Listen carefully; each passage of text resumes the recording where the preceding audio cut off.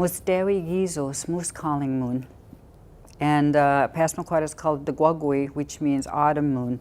And so in this moon is getting ready for hunting, but you would have to have a ceremony, so you don't just go and target and shoot and that's it. You have to do a ceremony where you get yourself ready to ask for the spirit of an animal. And I'll share a personal story. When I was working in the Houlton Band of Maliseet Indians, that's the name the government state of Maine gave for the Maliseets in Houlton, and I was working there in the year 2000. And I had asked, and my office was, open, and I could hear the men bringing their moose that they had just got to give to the community, and the usual hunting talk, like, oh, it was my shot. No, it wasn't mine. No, I did it, and da da da da da da. So I went outside, and I just went out and I offered tobacco, walked around, and of course they said, "What are you doing?" I said, "I'm giving gratitude for the spirit of moose. So I'm hoping you'll do something with the hide, the hoof, everything, because this is what we're supposed to do. And if we can't, then we have to bury it and give gratitude for it." So, and I says, matter of fact, while you're hunting, I have elders who are struggling with arthritis, so I need some some bear fat. And of course, I said, "We don't shoot bear, that's our clan." And I says, "Well, I'm not asking you to shoot and kill. I'm asking you to ask bear to give themselves up for medicine." So one of my bosses said, well, I gifted him with tobacco, and I said, "Take this to your next hunt and ask bear for medicine. Not say, 'Come here so I can kill you,' but just say, 'We need bear fat.'" So he offered his tobacco, and his story is that as soon as he said the tobacco didn't even make it to the earth when we asked for bear fat, and he said 2 bears, a grandfather and a young one, came over the hill, and he said, "I was just so shocked that I just stood up on my stand and just watched." And what he witnessed was so human, he said, that he had a hard time afterwards because he felt he was shooting a relative and not a bear. The old bear was pushing the young bear forward, and it's not that the young bear was hesitant, it's just that it was slow moving, to sacrifice. And finally, when he moved him right underneath the hunter, they both stood up, and he said it's as if they were kissing each other. They nosed each other. And then all of a sudden, the old bear looked one more time and kept on going and went over the hill. And then the young bear just stood up at the hunter and gave himself like this. And so the hunter shot him and got him right away. Went, and that was he said it was on a Friday night or Saturday. Monday, I come into work, and he says, "I got you your bear fat." And so it was just a little bit, and I says, "Wow, right on, I'm going to call my elders right away and let them know I've got some." And I says, "And what about the rest of it?" "Well, we took the meat." I says, "Well, what about the hide? What about his teeth? What about all this?" He says, "Well, you didn't say you wanted that. You just wanted fat, so I left it in the woods." I said, "It won't be medicine unless we respect the whole animal. So take me back." He said, "It's September, there's going to be lots of maggots, and it's not going to be pleasant to go there." I said, "I have to, otherwise my fat isn't going to be medicine, and the meat won't be, nourishable, or will have nourishment." So he took me to where it was, and he stayed in the, truck at first, then he came out. And then you're right, there was a stench and there was maggots, and I really felt bad, but we still had to pick him up, and we brought him close to where our workplace was, and we tied, with elders' advice, we tied the hide to a tree, and then we took the head, and then the elder suggested we put it in a hole and put chicken wire over it and let the ants have at it for the season, and then next year I would have the skull, and sure enough, that's what happened. So you give gratitude to the ants for giving you the skull.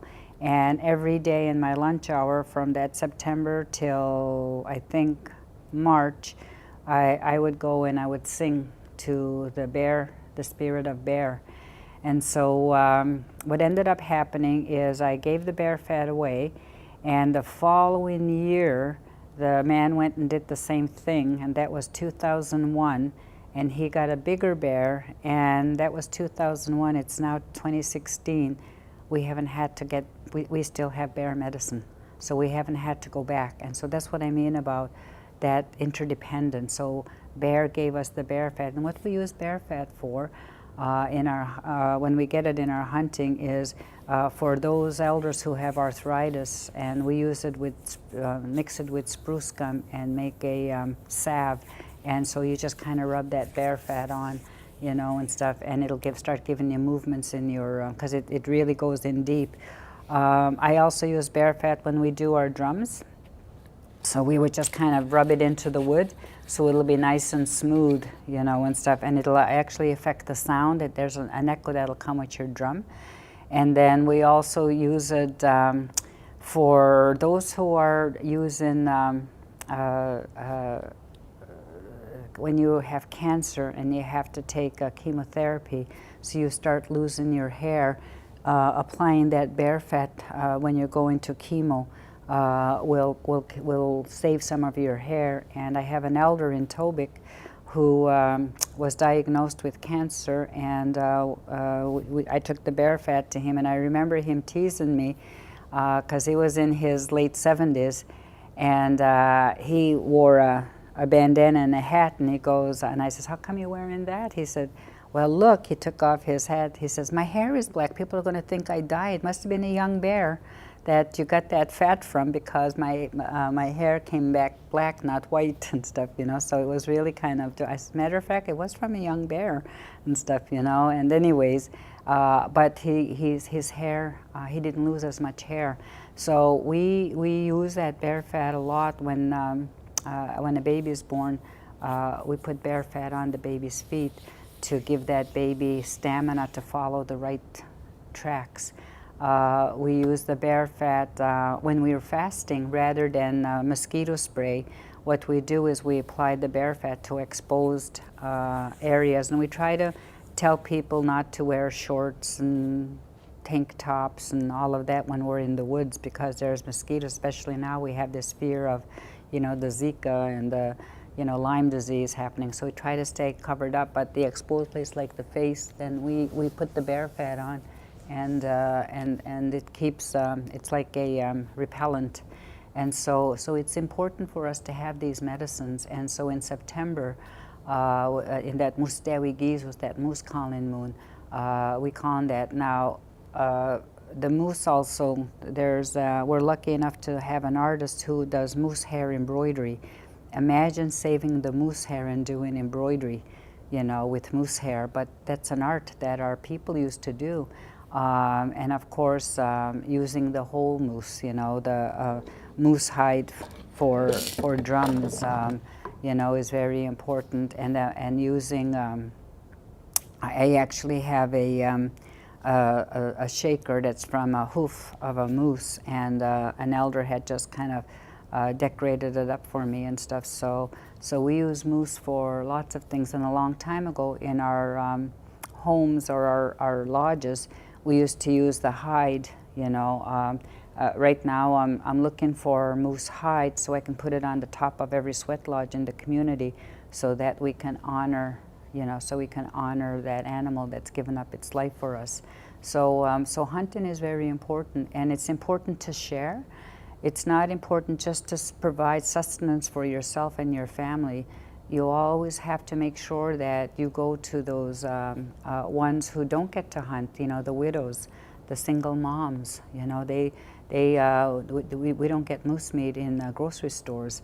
And the reason that's healthier than beef or chicken is because there's no chemicals. You know, they eat natural, so there's no cholesterol. So those of you who have cholesterol issues, go to the communities and ask for moose, ask for venison, you know, because or partridge, any of those, there's no cholesterol in any of those, and that's why our health has switched, because when we were restricted to reservations, our moose weren't told to stay in the reservations with us because they roamed, so our hunting became more difficult, you know, and so we had to switch to Western foods, and so our health is at risk now, and that's what I mean about food security, is if we don't eat our traditional foods, then we're going to have all those health issues, the cholesterol issues, the high blood pressures, the diabetes,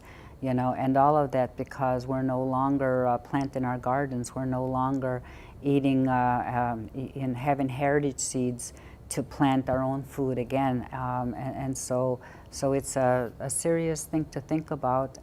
For those of you who are gardening, save your heritage seeds, because we have companies right now that want to take ownership of all the seeds, and we're going to have to buy seeds from them every year if we want to plant. So it's kind of scary knowing that a company is going to be limiting our food, you know, to be securing our food. So so it's important. So hunting is an important. I honor every single grandfather, uncle, and you know, and the women. We have women. I have a young woman from Oromocto First Nation a few years ago at the age of 13 got her first moose, and it was just really thrilling for me to know that our young women are also part of that, because a long time ago they were. I grew up with a family where they both trapped, you know, they didn't, it wasn't just my grandfather going out, my grandmother also would trap, you know, so I'm very